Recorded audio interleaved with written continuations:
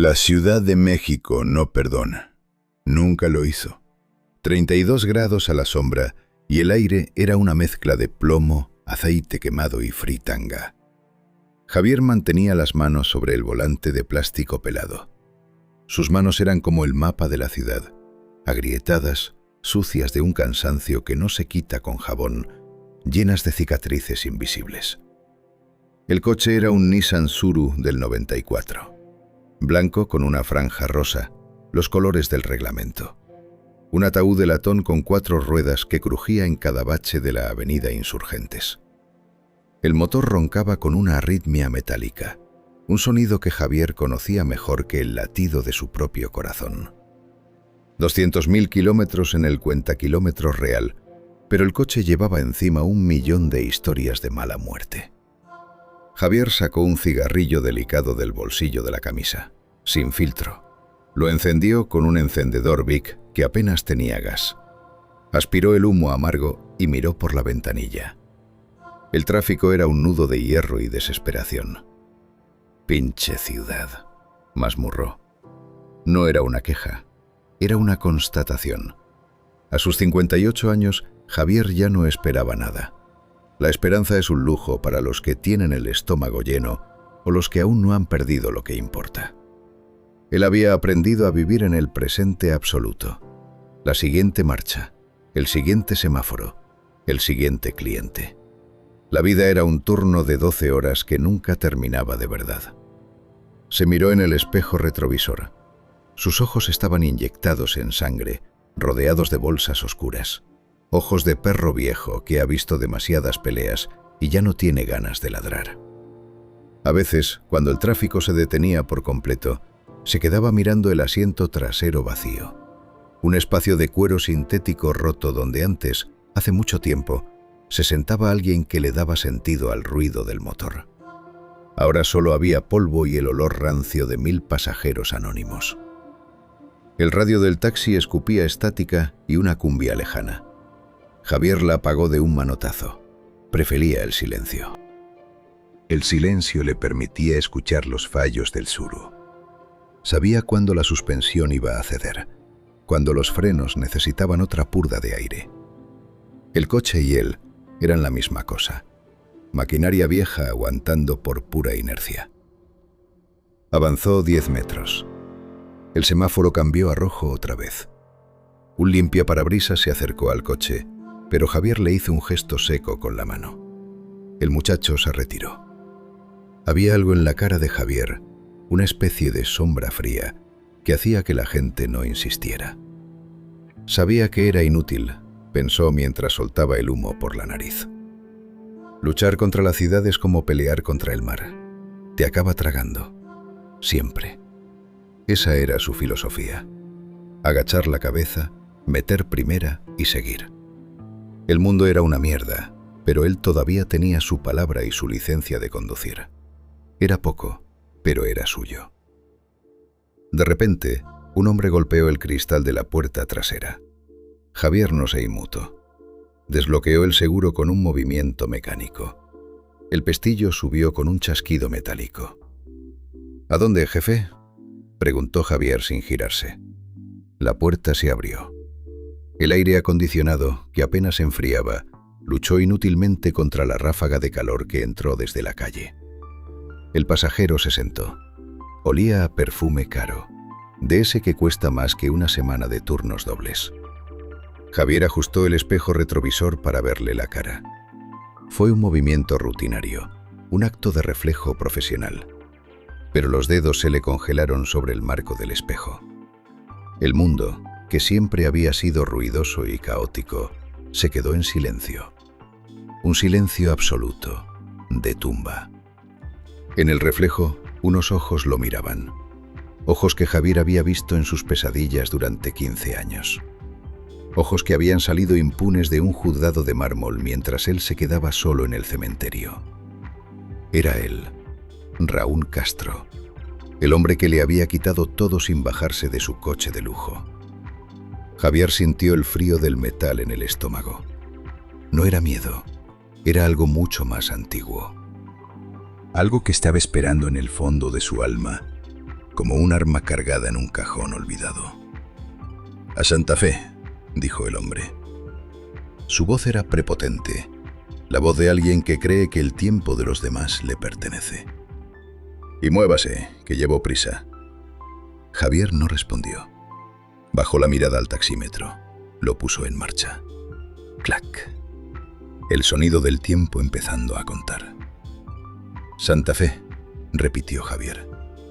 Su voz sonó extraña, como si viniera de muy lejos. «Lo llevaré por donde no hay tráfico, patrón. Conozco unas rutas tranquilas». El hombre del asiento trasero ya estaba mirando su teléfono. No escuchó la amenaza oculta en la palabra tranquilas. No reconoció al hombre que manejaba. Para él, Javier no era un hombre. Era parte del mobiliario de la ciudad, un servidor, una sombra. Javier metió primera. El Suru avanzó. Esta vez no era un turno normal. Esta vez, el destino no estaba en el mapa. El espejo retrovisor vibraba. Era un defecto del soporte, una pieza de plástico reseca por el sol que Javier nunca se había molestado en cambiar. La imagen de Raúl Castro en el cristal era un temblor constante, una mancha de elegancia y soberbia en mitad de la decadencia del taxi. Javier no apartó la vista. Observó los detalles. El traje gris marengo de corte italiano. La camisa blanca, impecable, sin una sola arruga a pesar del calor. El reloj de oro en la muñeca izquierda, una pieza que valía más que 10 surus como el suyo. Raúl Castro no había cambiado. Solo estaba más gordo, más calvo, más lleno de esa seguridad obscena que da el dinero obtenido sobre los cadáveres de otros. Tenía la misma forma de fruncir el ceño mientras deslizaba el dedo por la pantalla de su teléfono. Una mueca de fastidio, como si el mundo fuera una máquina averiada que se negaba a obedecerle. «¿Qué mira?», soltó Raúl sin levantar la vista del móvil. «Conduzca y mire al frente». Javier giró la cabeza lo justo para que el hombre no viera sus ojos. «La vibración, patrón. El espejo se mueve», dijo Javier. Su voz era plana. «Una herramienta de trabajo. Pues arréglelo, no pago para ir en una chatarra». Javier apretó el volante. El plástico crujió bajo sus dedos. Chatarra. Raúl siempre había llamado así a las cosas de los pobres. Recordó la sala del juzgado. Recordó al abogado de Raúl, un tipo con los dientes demasiado blancos, diciendo que el hijo de Javier no debería haber estado jugando cerca de la avenida.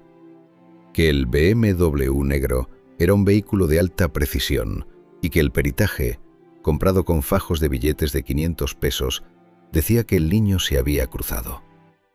Un accidente lamentable con un vehículo de gama baja involucrado indirectamente, habían dicho. Javier miró sus propias manos. Eran manos de gama baja, manos de trabajador. Metió la mano en la guantera y sacó un trapo sucio de grasa. Limpió el tablero de forma compulsiva. Necesitaba tocar algo sólido, algo real, para no saltar al asiento trasero y hundirle los dedos en el cuello a aquel hijo de puta. Pero Javier no era un animal. Era un cazador que conocía su terreno. «Dijo Santa Fe, ¿verdad?», preguntó Javier. «Sí, el Corporativo Plaza. Y rápido. Tengo una comida a las 3». Javier consultó el reloj del tablero. Las 2:10. En la Ciudad de México, llegar a Santa Fe desde el centro en 50 minutos era un milagro o una mentira.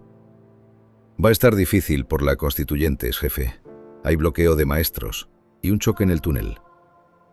Raúl suspiró con una teatralidad que asqueó a Javier. «Siempre hay algo en esta maldita ciudad. ¿No conocen otra ruta? Se supone que son profesionales». Javier sonrió.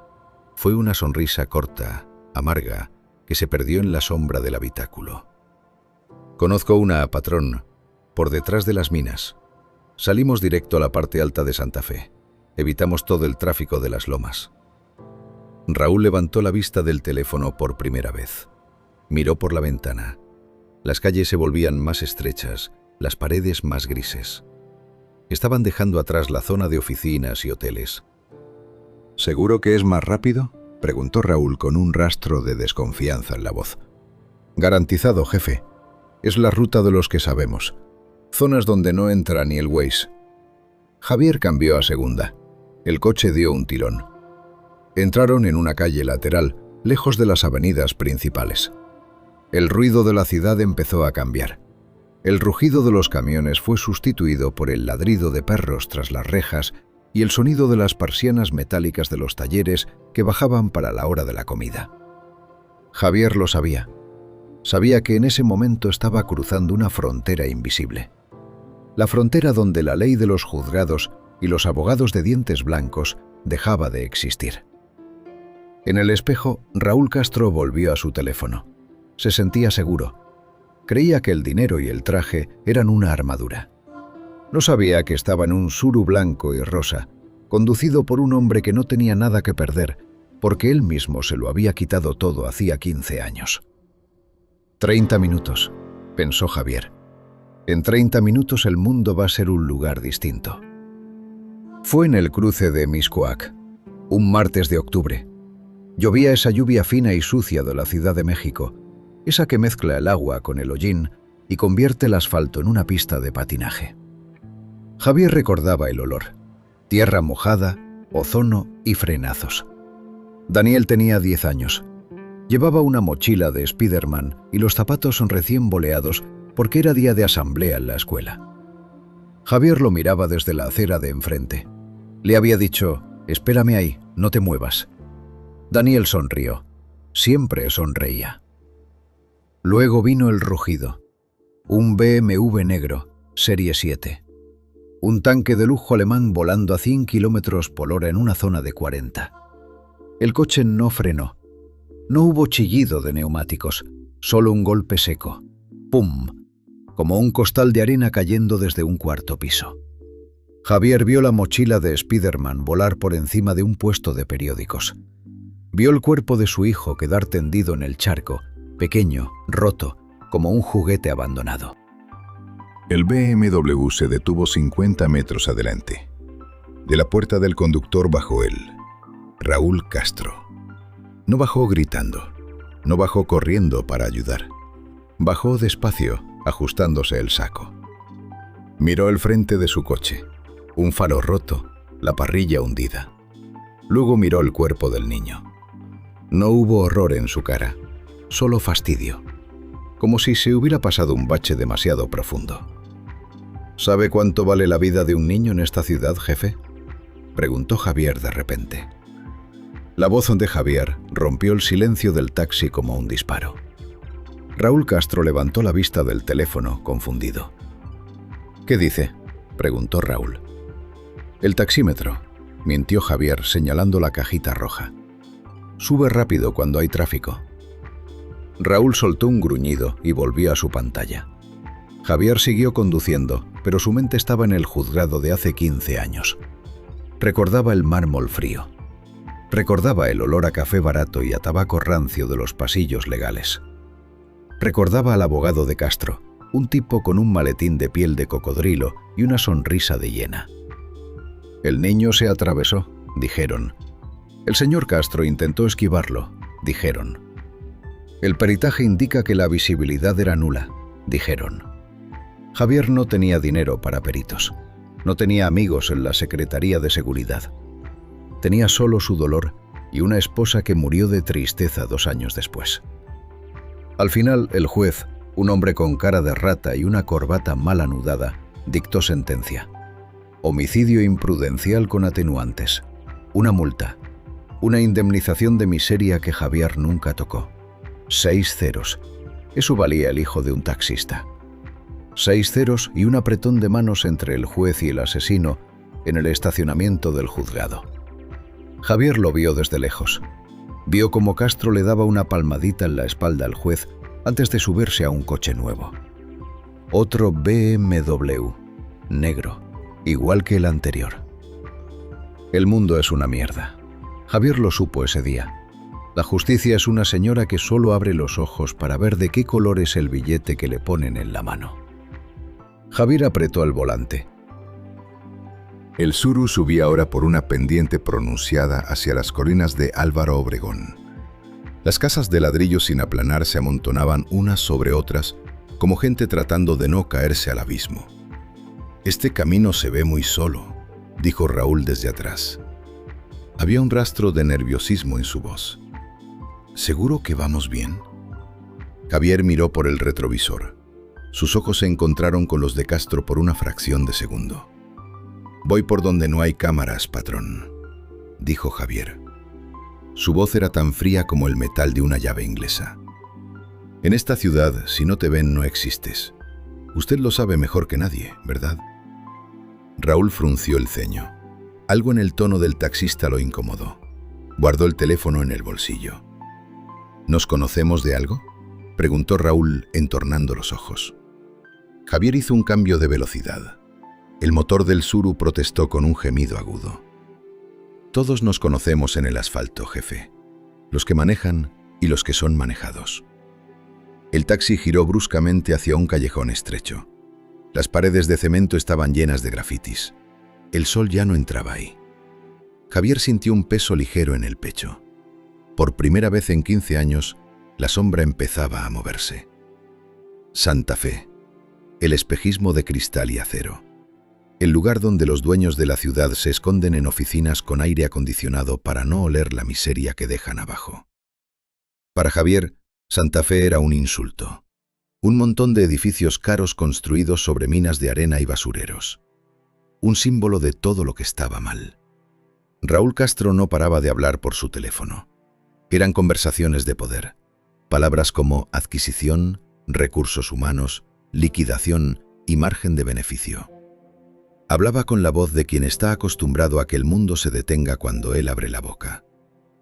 «Me vale madre el sindicato, Mauricio», decía Raúl al teléfono con un tono cortante. «Si no aceptan la oferta, los barremos. En esta oficina no hay lugar para gente que no suma. O se alinean o se van a la calle. Punto». Javier escuchaba. Cada palabra era un clavo más en el ataúd de la paciencia. Raúl no solo era un asesino, era un depredador social. El tipo de hombre que ve a los demás como piezas de un tablero que se pueden descartar si estorban. El Tsuru avanzaba ahora por una zona de curvas cerradas. Habían dejado atrás el pavimento liso de las avenidas principales. Aquí el asfalto estaba roto, lleno de parches y grietas por las que asomaba la tierra roja. El aire olía a basura quemada y a humedad vieja. «¿A dónde me llevas, chofer?», preguntó Raúl colgando el teléfono. Miró por la ventanilla con asco. «Este lugar es un muladar». «Es el atajo por las minas de arena, patrón», respondió Javier, manteniendo la mirada fija en el camino. «En 10 minutos salimos al centro comercial Santa Fe. Si nos quedamos en la principal no llegamos ni para la cena». Raúl miró su reloj de oro. Luego miró a Javier. Por primera vez hubo un destello de duda en sus ojos, una chispa de instinto que le decía que algo no encajaba. El taxista no era como los otros. No buscaba conversación, no pedía propina, no se disculpaba por el estado del coche. Tenía una rigidez de piedra. «¿Cómo dijiste que te llamabas?», preguntó Raúl. «No lo dije», respondió Javier. Hubo una pausa. El silencio dentro del taxi se volvió denso, casi sólido. El motor del Tsuru empezó a subir de revoluciones mientras Javier metía tercera para encarar una pendiente pronunciada. El coche temblaba como si fuera a desarmarse. «Usted siempre tiene prisa, ¿verdad, jefe?», continuó Javier. «Prisa por llegar, prisa por ganar, prisa por quitarse los problemas de encima». Raúl se recostó en el asiento. Intentó recuperar su aire de superioridad. «El tiempo es dinero, amigo, algo que la gente como tú nunca entenderá. Por eso manejas un taxi y yo voy ahí atrás». Javier asintió una vez, seco. «Tiene razón, el tiempo es dinero, pero a veces el tiempo es justicia, y la justicia, esa sale muy cara». Raúl frunció el ceño. Se llevó la mano al bolsillo, probablemente buscando su teléfono otra vez, o quizás tocando su billetera para recordarse quién era el que mandaba ahí. «No me gustan tus tonos, chofer. Conduce y cállate, o te reporto en cuanto bajemos». Javier no se inmutó. Giró el volante hacia la izquierda, entrando en un camino de terracería que se hundía entre dos paredes de roca y cemento. Era una zona de muerte visual. No había casas, no había postes de luz, no había cámaras de seguridad. Solo el cielo gris de la tarde y el ruido de la grava bajo los neumáticos gastados. Javier sabía que el destino ya no era Santa Fe. El destino estaba ahí mismo, en ese rincón olvidado de la ciudad donde nadie pregunta y nadie escucha. «Ya llegamos, patrón», dijo Javier en un susurro. «¿Llegamos a dónde? Aquí no hay nada». Javier hundió el pie en el freno. El Suru se detuvo en seco, levantando una nube de polvo fino que envolvió el vehículo. «A la zona muerta», dijo Javier. Apagó el motor. El silencio que siguió fue más violento que cualquier grito. El silencio fue lo primero, un silencio espeso, roto solo por el crujido del metal del motor enfriándose. Tic, tic, tic. Javier mantenía las manos sobre el volante. No se movía. No respiraba fuerte. Parecía parte del tablero, un componente más de la máquina. «¿Qué haces?», preguntó Raúl. Su voz había perdido la fuerza de antes. Ahora había una nota de duda, un filo de alarma. «¿Por qué te detienes aquí? Dale marcha al coche». Javier no respondió. Movió la mano derecha hacia la consola central. Fue un movimiento lento, casi perezoso. Sus dedos buscaron el interruptor de los seguros eléctricos. Clac. El sonido del cierre centralizado resonó en el habitáculo como el martillo de una pistola al amartillarse. Las 4 puertas quedaron bloqueadas. Raúl intentó abrir la manija trasera. 1, 2 veces. El metal golpeaba contra el seguro. «Abre esta puerta, imbécil. ¿Sabes quién soy yo? Te voy a refundir en la cárcel». «¡Abre ya!». Javier seguía mirando al frente. A través del parabrisas sucio solo se veía la cantera de arena abandonada y un par de perros flacos que husmeaban entre unos neumáticos viejos. Sabía que era una estupidez, pensó Javier. Su monólogo interno era una voz cansada, una voz que venía de generaciones de hombres que habían aguantado demasiado.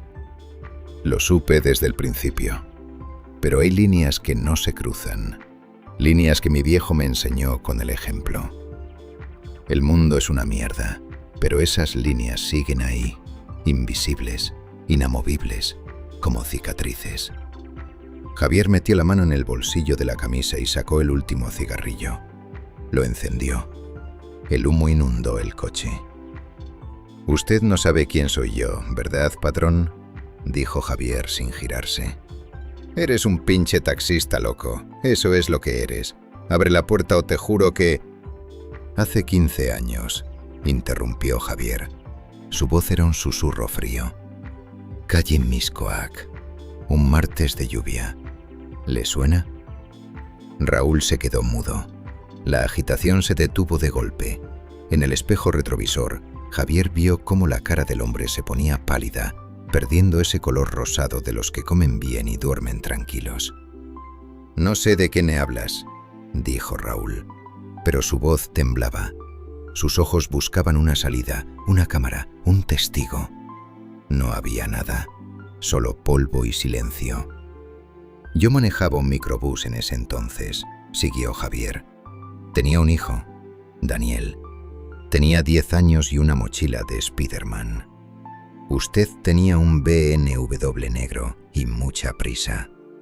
Javier dio una calada larga al cigarrillo. La ceniza cayó sobre sus pantalones de trabajo. No le importó. «Usted lo mató. Y luego compró al juez, compró a los peritos, compró hasta el silencio de los periódicos. Todo el mundo tiene un precio, ¿verdad, jefe? Eso es lo que usted cree». Raúl Castro se pegó a la puerta, tratando de alejarse lo más posible del hombre que tenía delante. Sus manos, antes firmes sobre el teléfono, ahora temblaban de forma espasmódica. «Mira, amigo, eso fue un accidente. La justicia decidió que...». «La justicia no decidió nada», cortó Javier. «La justicia es una puta que se va con el que paga la cena. Yo no estoy aquí por la justicia». «Entonces, ¿qué quieres? ¿Dinero? Te puedo dar dinero, mucho más de lo que sacarías en 10 años manejando esta chatarra. Dime cuánto. 50.000, 100.000, lo que quieras. Javier soltó una carcajada seca. Una risa que no tenía alegría, solo amargura. D sigue pensando igual. Cree que todo se arregla con billetes. Pero hay cosas que no tienen precio, patrón. Mi hijo no lo tenía. Mi dignidad tampoco. Javier apagó el cigarrillo en el cenicero lleno. Se quitó el cinturón de seguridad. Se tomó su tiempo. Disfrutaba de la vulnerabilidad del hombre de traje. Era una sensación nueva. Poder. Un poder real, no basado en cuentas bancarias, sino en la verdad desnuda. Usted cruzó la línea roja hace 15 años, dijo Javier, girándose por fin para mirar a Raúl a los ojos. Y hoy, el taxímetro ha dejado de contar pesos. Hoy va a contar otra cosa. Raúl Castro tragó saliva. Sus ojos, antes soberbios, ahora eran los de un animal acorralado. «¿Qué vas a hacer?», susurró. Javier no contestó. Simplemente se quedó mirándolo, con la paciencia de quien ha esperado media vida para que el destino le devuelva la jugada. El sol de la tarde empezaba a caer, alargando las sombras sobre la cantera. La cacería apenas comenzaba. Raúl Castro sacó su iPhone con movimientos espasmódicos. Sus dedos, gruesos y adornados con un anillo de oro, golpeaban la pantalla. Buscaba señal. Buscaba el mundo donde él era importante. Pero la pantalla solo mostraba una barra gris y una palabra: sin servicio. «No hay señal aquí, patrón», dijo Javier. Su voz era casi amable, con esa cortesía peligrosa de quien ya sabe el final de la historia. «Estamos en un hoyo, literal y metafóricamente». Javier volvió a encender el motor. El Tsuru tosió, escupió una nube de humo negro por el escape y recuperó su ritmo irregular. Neteó reversa. El coche retrocedió por el camino de grava, alejándose de la carretera principal que se veía a lo lejos, una línea lejana de tráfico que ya no les pertenecía. «¿A dónde vamos?», preguntó Raúl. Su voz era un hilo fino, quebrado. «A dar una vuelta por mi oficina, jefe. Mi oficina es grande. Tiene 20 millones de habitantes. Pero solo unos pocos conocemos las puertas de atrás». Javier giró el volante con una sola mano. El Tsuru se adentró en una serie de callejones que no figuraban en ningún mapa oficial. Eran las arterias muertas de la Ciudad de México. Lugares donde las constructoras dejaron obras a medias, donde las fábricas de textiles fueron devoladas por el óxido y donde el alumbrado público era un mito de hace 3 sexenios. Javier conocía cada bache. Sabía que después de la barda de lámina venía un pasadizo lo suficientemente ancho para el Tsuru, pero demasiado estrecho para una patrulla. Conocía los horarios de los perros feroces y las zonas donde los chicos del barrio no hacían preguntas si veían un taxi rosa y blanco pasar con los vidrios arriba. «Esta es la ciudad que usted no ve desde su oficina», dijo Javier mirando por el retrovisor. «Aquí no hay corporativos. No hay recursos humanos. Aquí solo hay cemento frío y gente que olvida que existe hasta que tiene que votar». Raúl miraba por la ventana, aterrorizado. Veía fachadas sin ventanas, basura amontonada en las esquinas y sombras que se movían detrás de las cortinas de plástico. El laberinto se cerraba sobre ellos. «El mundo no cambia», pensó Javier. «Los hombres tampoco. Solo algunos mantenemos la palabra». Su viejo, que también fue taxista, le decía que la ciudad es un animal vivo. Si sabes por dónde acariciarla, te deja pasar. Si la ignoras, te muerde. Raúl Castro la había ignorado siempre, pisando su asfalto con neumáticos de lujo, sin entender que el asfalto tiene memoria. «Escúchame», dijo Raúl tratando de recuperar un resto de autoridad. «Esto es un secuestro. Si me dejas en la avenida más próxima, te juro que no diré nada. Te daré dinero, te daré trabajo. Puedo hacer que seas el jefe de una flota de taxis». Javier frenó ante una vía de tren abandonada. Miró a Raúl. El hombre tenía una gota de sudor frío recorriéndole la sien. «¿Jefe de flota?». Javier soltó una risa seca. «Yo no quiero mandar a nadie, patrón. Solo quiero cerrar la cuenta. Una cuenta de hace 15 años. El Tsuru cruzó las vías. El traqueteo hizo que Raúl se golpeara la cabeza contra el cristal. Javier no pidió disculpas. Habían entrado en el corazón de una zona industrial abandonada cerca de Naucalpan. Naves gigantescas de techos de zinc, calles sin salida y un olor penetrante a químico y abandono. Era el lugar perfecto. Un espacio donde el ruido de la ciudad se convertía en un eco lejano y sordo. Javier detuvo el coche frente a un portón oxidado. Apagó las luces. La oscuridad de la tarde empezó a colarse en el taxi. «Bájese», ordenó Javier. «¿Qué? No, no me voy a bajar». Javier sacó una llave de cruz de debajo de su asiento.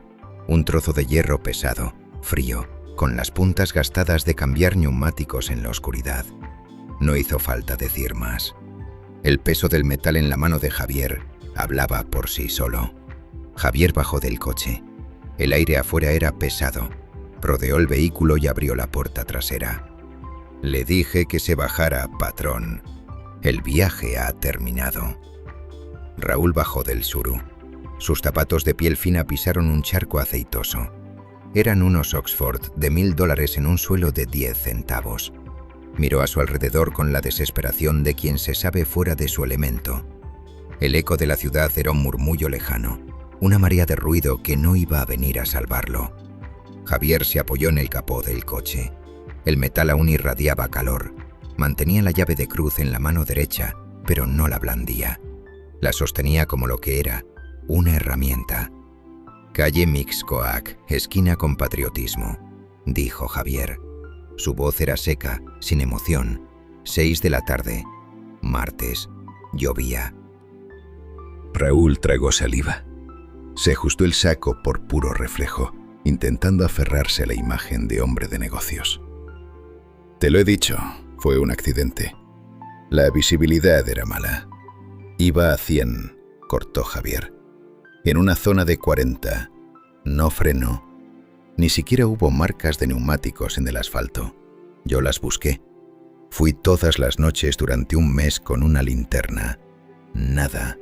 Usted simplemente pasó por encima de un niño de 10 años y siguió acelerando hasta que el motor se lo permitió». «Tenía miedo. La gente se amontonaba. Fue el pánico». Javier lo miró. Una mirada larga, pesada. No fue el pánico, fue la costumbre. La costumbre de creer que el mundo se aparta cuando usted pasa. Javier se acercó un paso. Raúl retrocedió hasta chocar con la pared de la nave industrial. El óxido de la puerta le manchó el traje gris. «¿Sabe qué es lo que más me dolió, patrón?», continuó Javier. «No fue solo el golpe, fue el silencio. Ese silencio que compró después. Cuando fui a declarar y el policía me dijo que el vídeo de la cámara de seguridad se había perdido. Cuando el juez me miró como si yo fuera el que estorbaba en su juzgado limpio. Usted no mató a mi hijo una vez. Lo mató todos los días durante 15 años. «Puedo arreglarlo», dijo Raúl con la voz quebrada. El dinero lo arregla todo. Te puedo dar lo que no te dio el juez. Te daré el doble, el triple. Piensa en tu vejez. Podrías dejar de manejar este coche asqueroso. Podrías irte a la playa, vivir tranquilo». Javier guardó silencio. Miró la llave de cruz. Miró sus propios dedos, negros de grasa vieja y de nicotina. «Justicia», dijo Javier, saboreando la palabra como si fuera algo amargo. Qué palabra tan grande para un mundo tan pequeño. Mi viejo decía que un hombre vale lo que vale su palabra. Usted dio la suya ante un juez y mintió. Yo di la mía ante la tumba de mi hijo y hoy vengo a cumplirla. Sabía que era inútil, pensó Javier. Lo supe desde el principio. Los hombres como él no piden perdón, solo piden una factura. «No quiero su dinero, Castro. El dinero no devuelve el color a los ojos de un muerto». Raúl se desmoronó un poco más. El sudor le empapaba el cuello de la camisa blanca. Se veía pequeño, un animal de oficina fuera de su jaula de cristal. «Entonces, ¿qué quieres? ¿Matarme? Vas a ir a la cárcel, no vas a ganar nada». Javier se encogió de hombros, un gesto de cansancio infinito. La cárcel es un lugar de 4 paredes. Yo llevo 15 años en una cárcel sin muros, manejando 12 horas al día para no pensar, para no oír el ruido del BMW. Javier levantó la llave de cruz, pero no para golpear. La señaló hacia el pecho de Raúl. No voy a matarlo, patrón. Matarlo sería fácil, sería un favor. Le daría un final rápido como el que usted le dio a Daniel. Y yo no hago favores. Raúl parpadeó confundido. Un rayo de esperanza, cobarde y ruin, apareció en sus ojos. ¿No? Entonces, ¿me dejas ir? Javier sonrió. Fue una sonrisa que a Raúl le dio más miedo que la llave de hierro. Dije que el viaje había terminado, pero todavía no he cobrado la tarifa. Y esta tarifa, jefe, esta tarifa no se paga con billetes. Raúl Castro metió la mano en el bolsillo interior de su saco con la desesperación de un náufrago. Sacó una cartera de piel de cocodrilo, gruesa, rellena de tarjetas de crédito y billetes de alta denominación. La abrió con manos temblorosas y un fajo de billetes de 1000 pesos cayó al suelo, sobre el barro y el aceite. «Tómalo», suplicó Raúl. «Hay 50.000 pesos ahí, llévatelos. Y el reloj es un Patek Philippe, vale más que toda tu vida. Tómalo todo y déjame aquí. Me iré caminando, no diré nada, lo juro por mi madre». Javier miró los billetes en el suelo. El viento sucio de la tarde movió un par de papeles moneda. 1000 pesos. El rostro de Miguel Hidalgo multiplicado por 50. Para Javier, eso era medio año de trabajo, miles de vueltas al taxímetro, cientos de cafés fríos y madrugadas de espalda rota. Pero Javier no vio dinero. Vio el color del BMW. Vio la cara del juez. Vio la sangre de su hijo que nunca se limpió de su memoria. Mi viejo decía que el dinero de un cobarde siempre mancha la mano que lo recibe, dijo Javier. Su voz era un susurro que cortaba el aire. Él también era taxista. Murió frente al volante, con 80 pesos en la bolsa y la espalda doblada. Pero murió con la cara limpia. Javier dio un paso al frente y con la punta de su bota gastada pateó el fajo de billetes hacia el charco de aceite. El papel moneda se empapó de negro, volviéndose basura en un segundo. «¡Estás loco!», gritó Raúl, viendo su dinero arruinado. «¡Es una fortuna!». «Es papel, patrón. Papel sucio. Usted cree que puede comprar el tiempo, pero el tiempo ya se le acabó». Sabía que era inútil, pensó Javier. No había vuelta atrás. Lo supe desde que puse el taxímetro en marcha. La decisión no se había tomado hoy. Se había tomado hace 15 años, cuando bajó el pequeño ataúd blanco a la tierra y se dio cuenta de que el mundo seguía girando como si nada hubiera pasado. El mundo es una mierda, pero hay cosas que un hombre no puede permitir. No si quiere seguir mirándose al espejo para afeitarse cada mañana. Javier regresó al Suru. Raúl lo miró con una mezcla de esperanza y terror. ¿Se iba? ¿Lo dejaba ahí? Javier no subió al coche. Abrió la cajuela. El metal chirrió, un lamento agudo que rompió el silencio de la zona industrial. De la cajuela sacó una caja de herramientas vieja, de metal rojo, abollada por los años. La puso sobre el capó del coche con un golpe seco. Clank. ¿Qué vas a hacer?, preguntó Raúl, retrocediendo contra la pared. Javier abrió la caja. Buscó entre las llaves inglesas, los destornilladores y las pinzas de presión. Sus dedos se cerraron sobre un par de pinzas de corte, pesadas, de grado industrial. «Un taxi es como un cuerpo, patrón», dijo Javier, examinando el filo de las pinzas. «Si sabes qué cable cortar, el corazón se detiene. Si sabes qué manguera picar, se desangra. Yo conozco cada nervio de esta ciudad». Y también conozco los suyos. Javier cerró la caja de herramientas. Se guardó las pinzas en el cinturón. Miró hacia el cielo. El sol se hundía detrás de las naves industriales como una moneda sucia arrojada a un pozo. Ya no había luz suficiente para los testigos. Ya solo quedaban ellos dos, y el fantasma de un niño que nunca llegó a ser hombre. «No voy a matarlo, Castro», repitió Javier, y esta vez su voz tenía una certeza absoluta, final. «Voy a hacer algo peor. Voy a dejar que la ciudad que usted construyó se encargue de usted». Javier metió la mano en el taxi y sacó el teléfono de Raúl, que se había quedado en el asiento trasero. Lo miró un segundo. Un objeto brillante, caro, inútil, sin señal. Lo dejó en el suelo y con el tacón de la bota lo aplastó hasta que la pantalla de cristal líquido se convirtió en astillas. Raúl soltó un sollozo. Estaba solo, sin dinero, sin comunicación, en un lugar donde nadie lo conocía y donde su traje gris era una diana pintada en el pecho. El punto de no retorno se había cruzado. Javier sintió una ligereza extraña en el pecho. El frío del acero en su mano era lo único real que quedaba. El Tsuru avanzó unos metros más, hundiéndose en el corazón de la zona industrial. Javier conducía despacio, sorteando los baches que parecían cráteres de una guerra olvidada. El lugar no aparecía en los folletos turísticos de la Ciudad de México. Era la ciudad que no existe para los que viven en las lomas. Un cementerio de hormigón, óxido y silencio. El aire olía una mezcla nauseabunda de químicos estancados y el hedor dulce de la basura podrida que arrastraba el Gran Canal, no muy lejos de allí. Era el olor de lo que la ciudad desecha, el olor de lo que ya no sirve. «Bájese», repitió Javier deteniendo el coche por completo. Raúl Castro no se movió.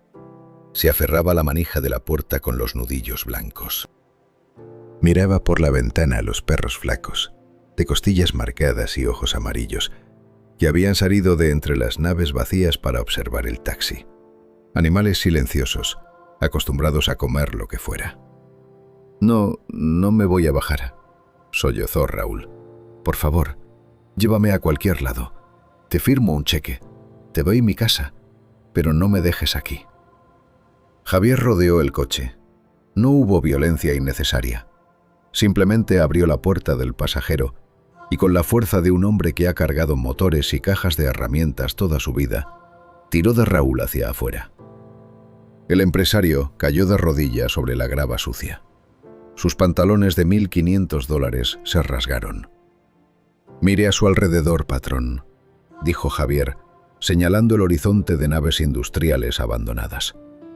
«Esto también es la Ciudad de México. Aquí no hay nombres, solo números de inventario. Aquí usted no es el licenciado Castro. Aquí es solo un bulto gris en un traje caro». Javier caminó hacia la parte trasera del coche. Raúl lo siguió a gatas, humillado, con la corbata arrastrando por el lodo. «¿Sabes qué es lo más curioso de las zonas muertas?», preguntó Javier mientras abría el cofre del motor. «Que aquí la justicia funciona de otra manera. No hay jueces, no hay abogados, solo hay consecuencias». «El mundo no cambia», pensó Javier, «pero a veces el mundo se da la vuelta». Miró el motor del Tsuru. Estaba caliente, sucio, lleno de grasa negra. Era una máquina honesta. No pretendía ser nada que no fuera. Raúl se levantó temblando. Miró hacia la salida del callejón, pero solo vio sombras y más naves vacías. La luz del sol era ahora un hilo anaranjado que apenas iluminaba las puntas de los edificios en ruinas. «¿Me vas a dejar aquí para que me maten?», preguntó Raúl con la voz rota. Javier le sostuvo la mirada. No había odio en sus ojos. El odio es una emoción que requiere energía, y Javier ya no tenía energía para odiar. Solo tenía determinación. «No voy a dejar que lo maten, Castro. Voy a dejar que viva». «Que viva en la ciudad que usted ignoró mientras atropellaba niños». Javier sacó las pinzas de corte de su cinturón. Con un movimiento rápido y preciso, cortó un cable cerca de la batería del Tsuru. El motor se apagó con un suspiro. «Ahora estamos igual», dijo Javier. «2 hombres, un coche muerto y una noche muy larga por delante». Raúl miró el coche. Miró a los perros que se acercaban lentamente. Miró a Javier. Por primera vez en su vida comprendió lo que significaba la palabra nada. Raúl gritó. Fue un grito agudo, histérico, impropio de un hombre que se jactaba de controlar destinos desde una oficina de cristal. El sonido rebotó en las paredes de hormigón de la nave industrial y regresó a ellos, vacío y seco. Nadie respondió. En ese rincón de la ciudad, el único lenguaje que se entendía era el del silencio o el de la violencia. Javier no se inmutó. Tenía la llave de cruz en la mano derecha. El metal estaba frío, pero el peso le resultaba familiar, casi reconfortante. Era una extensión de su brazo, una herramienta que había apretado 1000 tuercas y que ahora servía para otro propósito. «¡Estás loco!», aulló Raúl, retrocediendo hasta que su espalda chocó con el metal oxidado de un contenedor. «Arregla el coche, te daré lo que quieras. Pídeme una cifra, pero sácame de aquí». Javier dio un paso hacia él. Sus botas crujieron sobre la grava. «No es el coche lo que está fallando, patrón», dijo Javier. Su voz era un susurro que cortaba el aire. «Es el sistema. Usted cree que el motor se detuvo por un cable cortado. Y tiene razón. Pero el fallo real ocurrió hace 15 años. Ese día, el motor de mi vida también se detuvo». Javier señaló con la llave de hierro hacia el entorno. «Mire bien este callejón. Se llama zona de sombra. Los policías no entran porque no hay nada que robar. Las ambulancias no llegan porque no hay nadie que pueda pagar la cuenta. Y las cámaras aquí solo bravan oscuridad». Raúl miró a su alrededor. Los perros se habían detenido a unos metros, formando un semicírculo de ojos brillantes y costillas expuestas. Esperaban. En el barrio, todo el mundo espera su turno para comer. «Usted me preguntó qué quería», continuó Javier, acortando la distancia. «Quería que sintiera el fallo de estar solo, el fallo de no tener un abogado a quien llamar ni un juez a quien comprar. Quería que viera lo que es ser una pieza desechable en su propia ciudad». Javier levantó la llave de cruz. Raúl se cubrió la cara con las manos, sollozando, hundiéndose en el lodo. El hombre poderoso, el empresario, el intocable, se había convertido en un fajo de ropa sucia y miedo. «No voy a golpearlo, Castro», dijo Javier con desprecio. «El hierro es para el trabajo honesto. Usted no merece ni el golpe». Javier caminó hacia el suru. Abrió la puerta del conductor y sacó un sobre viejo, amarillento, que guardaba en la guantera. Eran las fotos del peritaje de hace 15 años. Fotos que Javier había guardado como quien guarda un testamento. Las arrojó a los pies de Raúl. «Mírelas. Son las únicas fotos que tengo de mi hijo en un periódico». Un recuadro de 3 centímetros en la página de nota roja. «Niño desconocido muere atropellado». Eso fue Daniel para usted, un desconocido. Raúl no miró las fotos, solo temblaba. El olor a miedo era más fuerte ahora que el olor a gasolina. «Mañana», dijo Javier, guardando la llave de cruz en el coche, «alguien pasará por aquí. Quizás sean los del turno de la mañana de la fábrica de allá. O quizás sean los muchachos que buscan cobre. Ellos decidirán qué hacer con usted. Decidirán si ese reloj y ese traje valen más que su vida». Javier cerró la puerta del suru. El sonido del metal al encajar fue definitivo. Clank.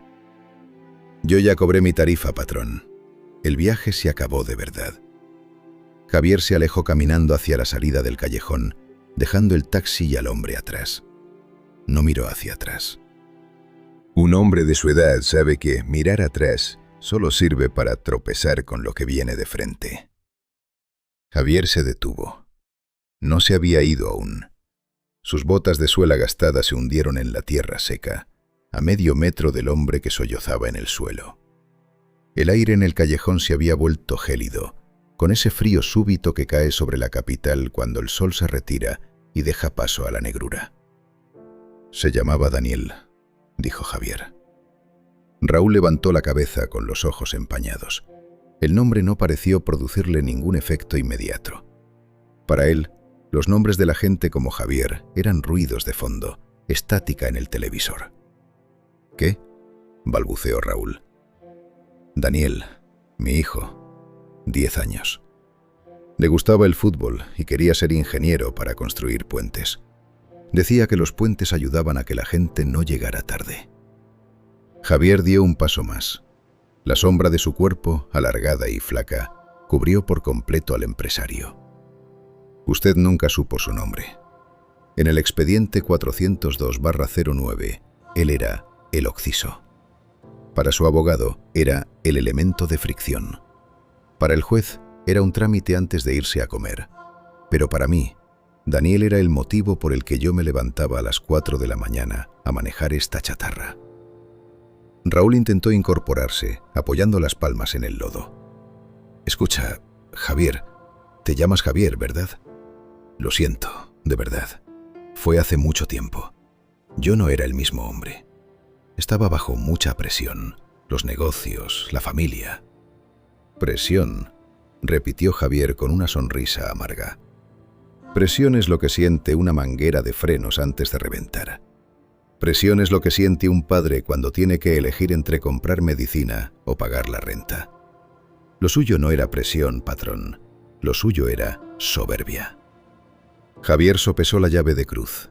El hierro estaba frío, honesto. Usted se fue de esa calle sin mirar atrás. Ni siquiera tuvo la decencia de bajarse a ver si el niño respiraba. Se quedó en su coche de lujo, con el aire acondicionado puesto, llamando a su abogado antes de llamar a una ambulancia. Eso no es un accidente.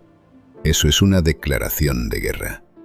Te pagaré, insistió Raúl, su voz subiendo de tono por la histeria. Te daré lo que el juez no te dio. Dime cuánto.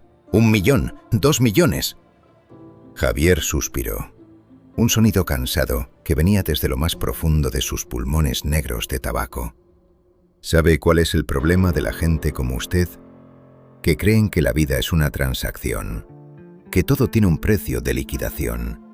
Pero la sangre no se limpia con cheques, Castro. La sangre solo se limpia con verdad. Javier se agachó hasta quedar a la altura de Raúl. El olor a perfume caro del empresario chocaba con el olor a grasa y sudor de Javier. La justicia legal es para los que pueden pagarla. La justicia real, esa es gratis. Y llega siempre, aunque tarde 15 años y venga en un taxi viejo. Javier le puso la mano en el hombro. No fue un gesto violento, sino una presión firme, pesada. Míreme bien.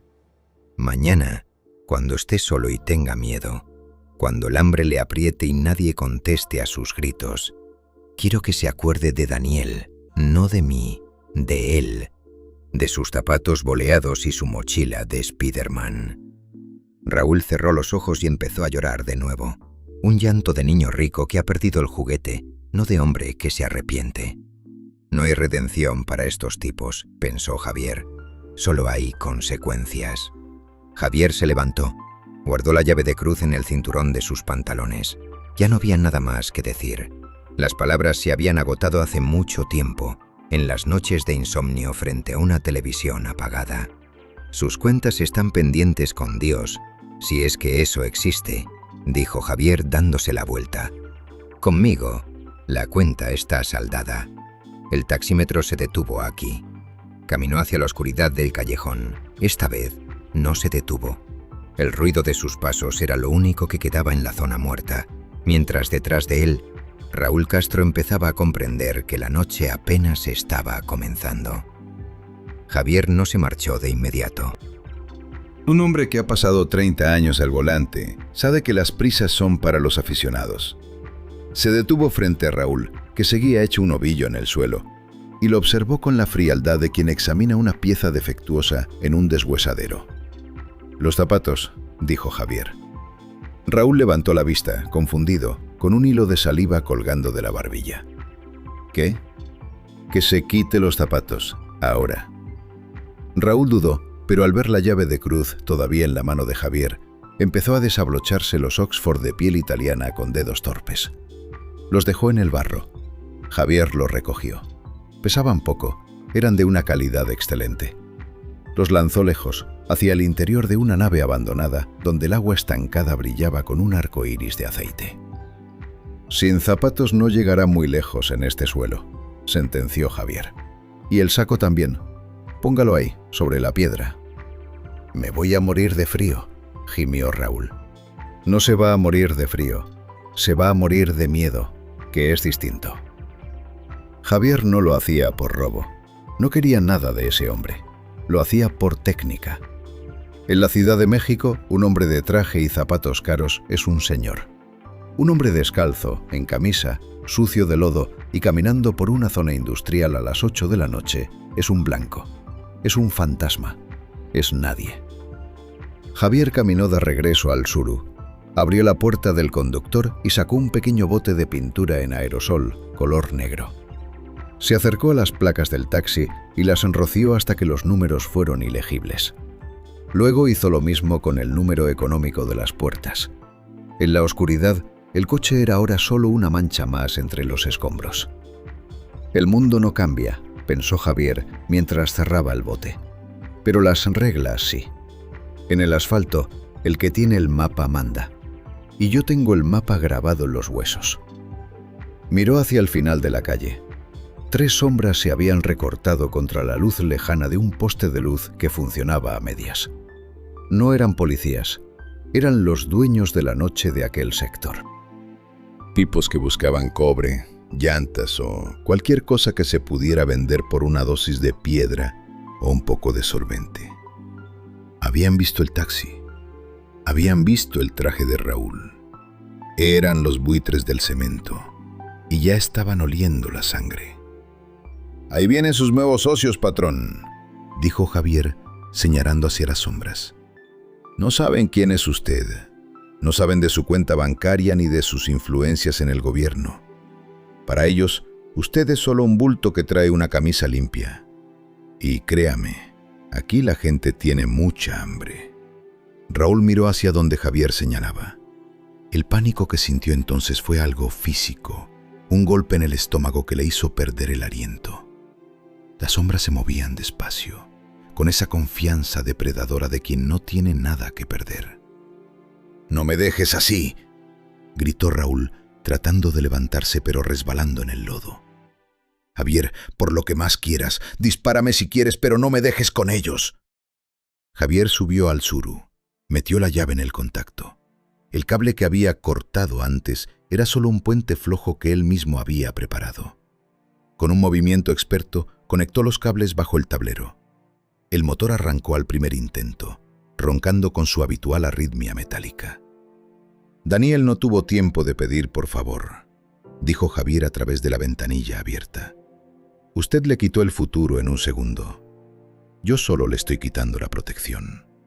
Javier metió primera. Los neumáticos gastados patinaron un poco en la grava antes de morder el terreno sólido. El Tsuru empezó a alejarse lentamente, dejando a Raúl Castro solo, descalzo y temblando en mitad de la zona muerta. En el espejo retrovisor, Javier vio cómo las 3 sombras se detenían a pocos metros de Raúl. El hombre del traje intentó decir algo. Quizás intentó ofrecer dinero que ya no tenía o un poder que allí no valía nada. Las sombras no se detuvieron. Javier giró en la esquina y la escena desapareció. El silencio volvió al habitáculo del taxi, roto solo por el sonido del motor y el viento frío que entraba por la ventanilla. Javier sacó otro cigarrillo delicado. Lo encendió. Sus manos ya no temblaban. Estaban firmes, como si acabara de terminar un turno especialmente largo pero productivo. Había líneas que no se cruzaban. Raúl Castro las había cruzado todas. Ahora la ciudad se encargaría de cobrar el resto de la factura. Javier manejaba despacio.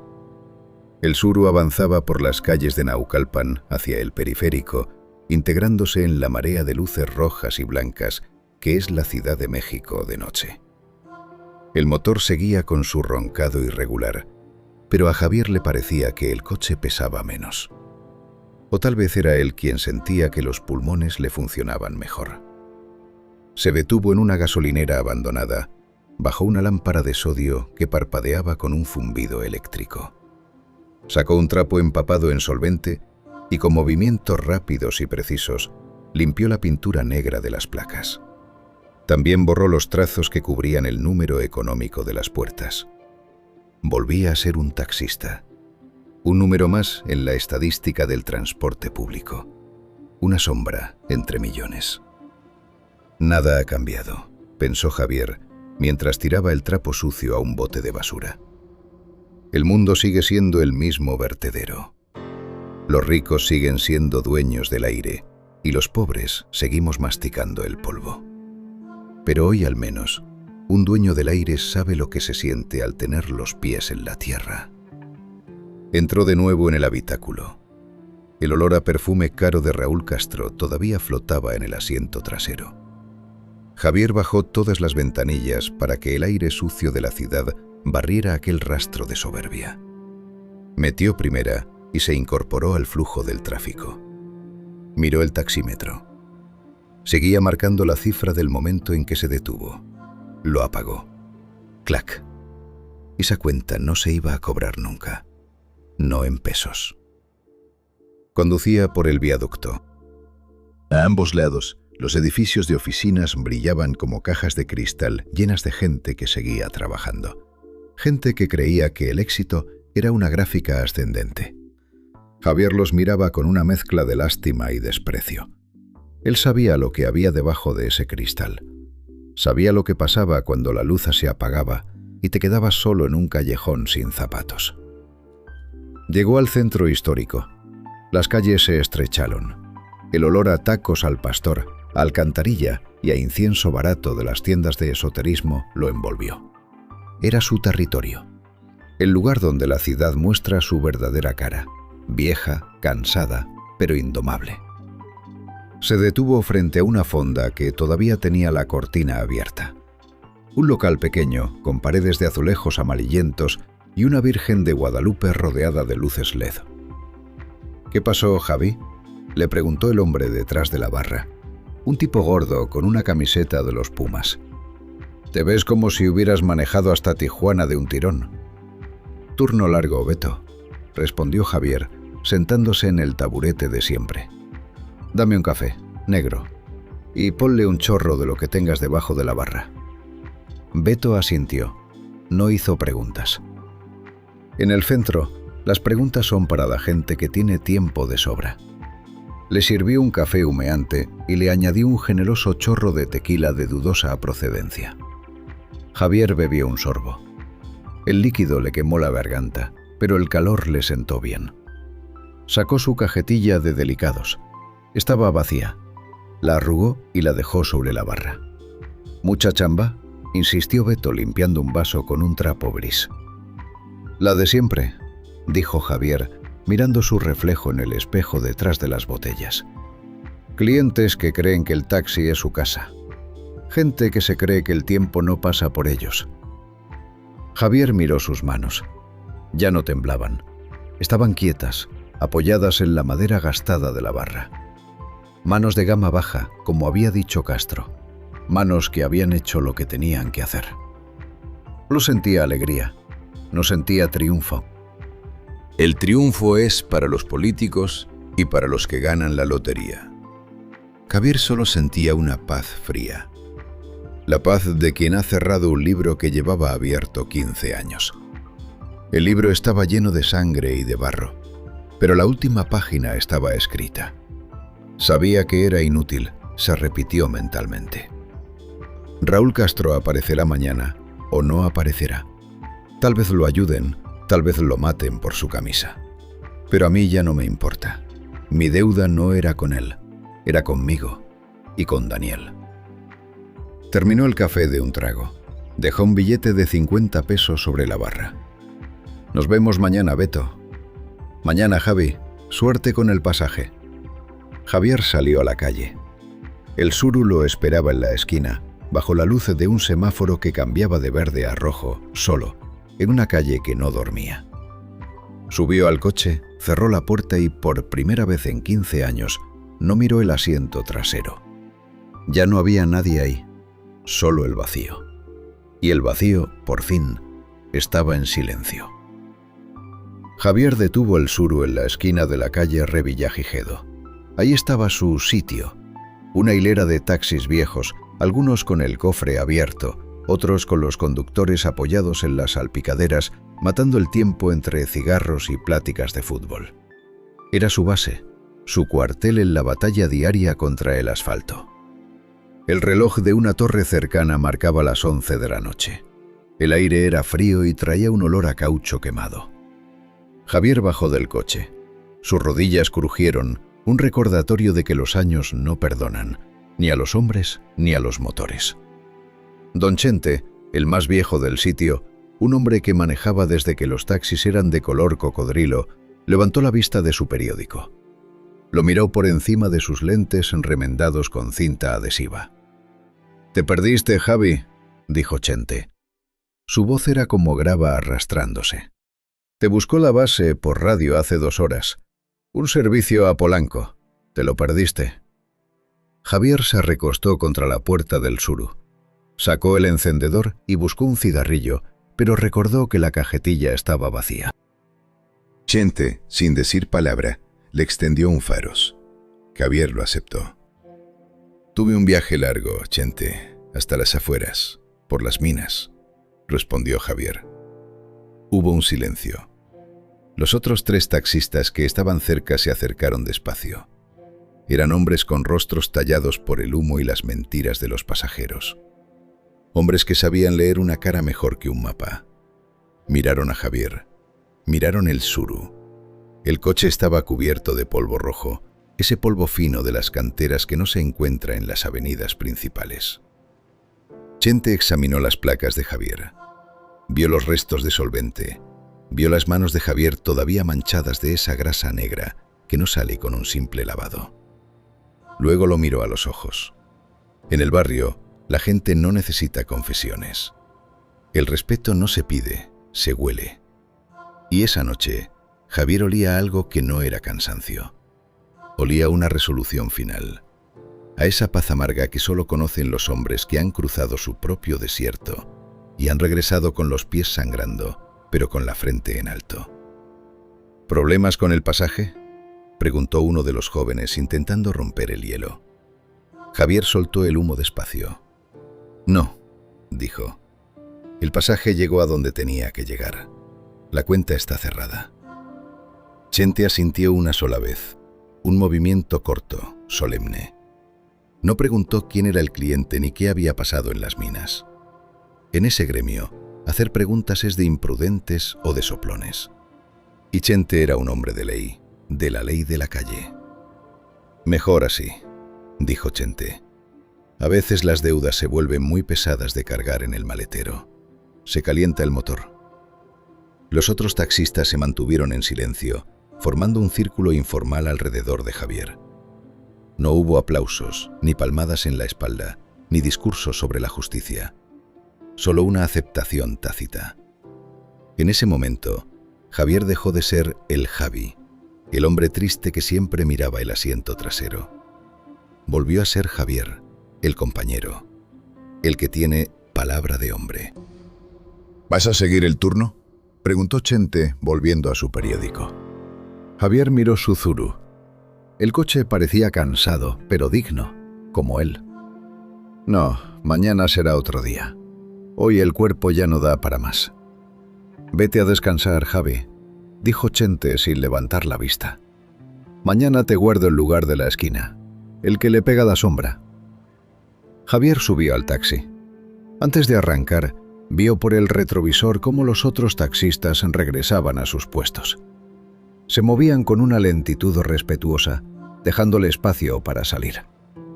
Había recuperado algo que Raúl Castro nunca entendería.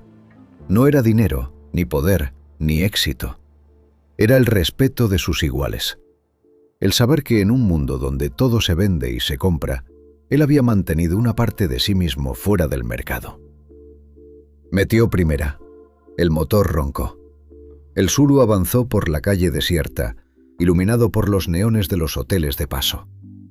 Javier ya no buscaba sombras en el espejo. Solo buscaba el camino a casa. Capítulo 15. El regreso. Javier llegó a su casa a las 12:30 de la noche. Era un cuarto pequeño en una vecindad de la colonia Guerrero. Paredes desconchadas, olor a humedad y el sonido constante de una gotera en el patio comunitario.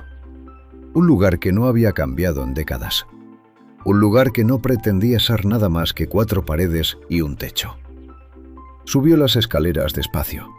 Cada escalón era un recordatorio de su edad. Abrió la puerta. El cerrojo chirrió de una forma que Javier conocía bien. Necesitaba aceite, pero nunca encontraba el momento para ponerlo. No encendió la luz de inmediato. Se quedó de pie en la penumbra, escuchando el silencio de su propia soledad. Encendió una pequeña lámpara de mesa. La luz amarillenta iluminó el cuarto. Una cama estrecha, una mesa de madera con una radio vieja y una repisa con unos pocos libros de mecánica. Y en el centro, un marco de madera sencilla con la foto de Daniel. Javier se acercó a la foto. No lloró. Hacía muchos años que se le habían secado las lágrimas, y el llanto no sirve para nada en el asfalto. Daniel sonreía con sus dientes de leche, sosteniendo un balón de fútbol desinflado. Estaba vivo en ese papel brillante, detenido en un tiempo donde el dolor todavía no existía. «Ya está, flaco», susurró Javier. Su voz era apenas un aliento. «Ya está». Se quitó la camisa de trabajo. Estaba empapada de sudor y hollín.